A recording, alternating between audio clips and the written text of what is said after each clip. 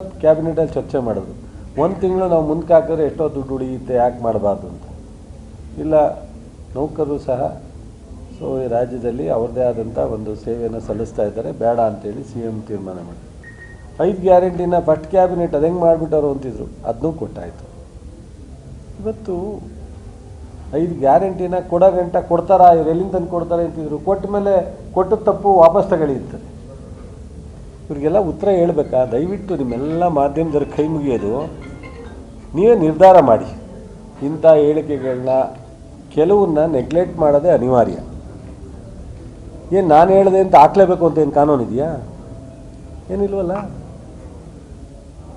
ಸಮಾಜಕ್ಕೆ ರಾಜ್ಯಕ್ಕೆ ಅನುಕೂಲ ಆಗ್ತಾವಂತ ಇದು ಹಾಕಿ, ಇಲ್ಲದೆ ಇದ್ದರೆ ಬಿಟ್ಬಿಡಿ. 2 ದಿವಸ ನಾನೇ ಹೇಳೋದು ಬಿಟ್ಬಿಡ್ತೀನಿ. ಅವಾಗ ನೀವು ತೋರಿಸ್ತಾ ಇದ್ದರೆ ನನ್ನ ಸ್ಟೇಟ್ಮೆಂಟೇ ಸುಮ್ಮನೆ ಆಗ್ಬಿಡ್ತೀನಿ.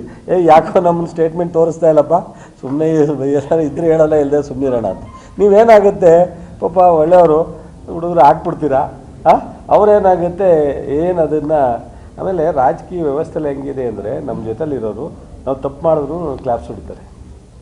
ಒಳ್ಳೇದು ಹೇಳೋರು ಕ್ಲಾಪ್ಸ್ ಹೇಳ್ತಾರೆ, ಕೆಟ್ಟದ್ದು ಹೇಳೋರು ಕ್ಲಾಪ್ಸ್ ಹೇಳ್ತಾರೆ. ಅದು ಅನಿವಾರ್ಯ. ಸೊ ಹಂಗಾಗಿ ಅವ್ರಿಗೇನಾಗಿದೆ, ಖುಷಿ ಆಗಿಬಿಟ್ಟಿದೆ. ಅದರಿಂದ ಈ ಸರ್ಕಾರ ಕಳೆದ 5 ವರ್ಷಕ್ಕೆ ಕಂಪೇರ್ ಮಾಡೇ 136 ಕೊಟ್ಟಿರೋದು. ಗ್ಯಾರಂಟಿ ಒಂದು ಕಡೆ ಇದ್ದರೆ, ರಾಷ್ಟ್ರೀಯ ಕಾಂಗ್ರೆಸ್ಸಿನ ಕಾರ್ಯಕ್ರಮ ಒಂದು ಕಡೆ ಇದ್ದರೆ, ಕಳೆದ 5 ವರ್ಷ 3 ಜನ ಏನು ಮುಖ್ಯಮಂತ್ರಿ ಆಗಿದ್ದರು, ಕುಮಾರಸ್ವಾಮಿಯವರು, ಯಡಿಯೂರಪ್ಪನವರು, ಬೊಮ್ಮಾಯಿನವರು, ಅವ್ರು 3 ಜನ ಕೊಟ್ಟಂಥ ಕಾರ್ಯಕ್ರಮದ ಹಿನ್ನೆಲೆಯಲ್ಲಿ ರೊಚ್ಚಿಗೆದ್ದು ಜನ ಈ ಸರ್ಕಾರ ಬೇಡ ಅಂತೇಳಿ ತಿರಸ್ಕರಿಸಿ 136 ಜನ ಕೊಟ್ಟರು. ಸುಮ್ಮನೆ ಜನ ಓಟ್ ಕೊಡ್ತಾರೆ. ಅವೆಲ್ಲ ಒಂದೊಂದ್ಸಲ ಲಾಟ್ರಿ ಹೊಡೆದಂಗೆ ಜನ ಯಾವುದೋ ಒಂದು ಗಳಿಗೆನಲ್ಲಿ ಪ್ರೀತಿಯಿಂದ ತಪ್ಪು ಮಾಡಿದವ್ರಿಗೂ ಕೊಟ್ಬಿಟ್ಟಿದ್ದಾರೆ ಪ್ರಜಾಪ್ರಭುತ್ವದಲ್ಲಿ. ಆದರೆ ಈ ಥರ 136, 180, 160 ವೀರೇಂದ್ರ ಪಾಟೀಲ್ ಇದ್ದಾಗ ತೆಗೆದಿದ್ದು ಬಿಟ್ಟರೆ 115 ಮೇಲೆ ಬಹುಶಃ ದಾಟಿಲ್ಲ ಯಾವತ್ತು 30 ವರ್ಷದಲ್ಲಿ.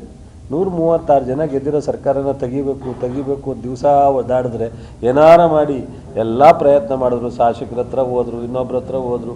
6 ತಿಂಗಳಿಗೆ ಸರ್ಕಾರ ಒಬ್ಬ ಡೆಮಾಕ್ರಸಿ ಸಿಸ್ಟಮ್ನಲ್ಲಿ ಮಾಜಿ ಮುಖ್ಯಮಂತ್ರಿಗಳು, ಮಾಜಿ ಉಪಮುಖ್ಯಮಂತ್ರಿಗಳು, ನ್ಯಾಷನಲ್ ಪಾರ್ಟಿ BJPಯವರು, ಜನತಾದಳದವರು ಸೇರಿ ಈ ಸರ್ಕಾರ ತೆಗಿತೀವಿ ಅಂತ ಅಂತಾರಲ್ಲ, ಅದೇ ದೊಡ್ಡ ಅಪರಾಧ. ಕಾನ್ಸ್ಟಿಟ್ಯೂಷನ್ ಎಗೇನೆಸ್ಟ್ ಅದು.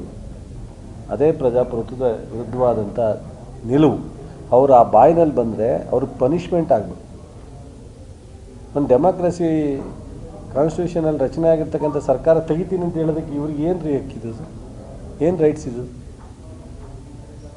ಈ ಥರ ಎಲ್ಲ ಮಾತಾಡ್ತಾರೆ. ಅವ್ರಿಗೆಲ್ಲ ಯಾಕೆ ನಾವು ಸ್ಟೇಟ್ಮೆಂಟ್ ಕೊಟ್ಕೊಂಡು ಕೂತ್ಕೋಬೇಕು ಅಂತ ಅನಿಸುತ್ತೆ. ದಯಮಾಡಿ ನಿಮ್ಮೆಲ್ಲರಿಗೂ ರಿಕ್ವೆಸ್ಟ್ ಮಾಡ್ತಾರೆ, ಇಡೀ ರಾಜ್ಯದ ಎಲ್ಲ ಮಾಧ್ಯಮ ಸ್ನೇಹಿತರಿಗೂ ಹೇಳ್ತೀನಪ್ಪ, ಇಂಥ ಸ್ಟೇಟ್ಮೆಂಟ್ಗಳು ತೆರೆ ಹೇಳಿದೆ. ಯಾವ್ದಾರ ಒಳ್ಳೆ ಕಾರ್ಯಕ್ರಮ. ಈಗ ನೋಡಿ, ನಮಗೇನು ಖುಷಿ ಗೊತ್ತಾ, ಮಳೆ ಬತ್ತಲ್ಲ, ಮೊದಲೆಲ್ಲ ನಾವು ಏನೇ ರೈತರಾದ್ರೂ ಈಗ ನನಗೊಂದು ಖಾತೆ ಕೊಟ್ಟು ನಮ್ಮ ಪಕ್ಷ, ನಮ್ಮ ಸರ್ಕಾರ, ಮುಖ್ಯಮಂತ್ರಿಗಳು ಈಗ ನಮಗೆ ರೈತರ ಬಗ್ಗೆ, ಕೃಷಿ ಬಗ್ಗೆ ಕಮಿಟ್ಮೆಂಟ್ ಇರೋಷ್ಟು ಮೊದಲು ಸೀಮಿತವಾಗಿ ಯೋಚನೆ ಮಾಡ್ತಿತ್ತು. ನಮ್ಮ ಅಕ್ಕಪಕ್ಕದವರೋ, ನಮ್ಮ ಊರಿಗೋ, ನಮ್ಮ ಜಿಲ್ಲೆಗೋ. ಇವತ್ತು ಇಡೀ ರಾಜ್ಯದಲ್ಲಿ ರೈತರು ನೆಮ್ಮದಿಲಿರಬೇಕು ಅಂತ ಬಯಸ್ತೀವಿ. ಆ ಜವಾಬ್ದಾರಿ ಇರೋದ್ರಿಂದ ಅನೇಕ ತೊಂದರೆಗಳು. ಈಗ ಹೆಚ್ಚು ಮಳೆ ಓದಿ ಗುಲ್ಬರ್ಗದಲ್ಲಿ ನಷ್ಟ ಆಗಿದೆ, ಅದಕ್ಕೆ ಪರಿಹಾರ ಕೊಡಬೇಕು. ಈ ಥರದ್ದೆಲ್ಲ ಯೋಚನೆ ಮಾಡೋದು. ಇಂಥದ್ದನ್ನು ಏನಾದ್ರು ನೀವು ಸಲಹೆ ಕೊಟ್ಟರೆ ನಾವು ಖುಷಿ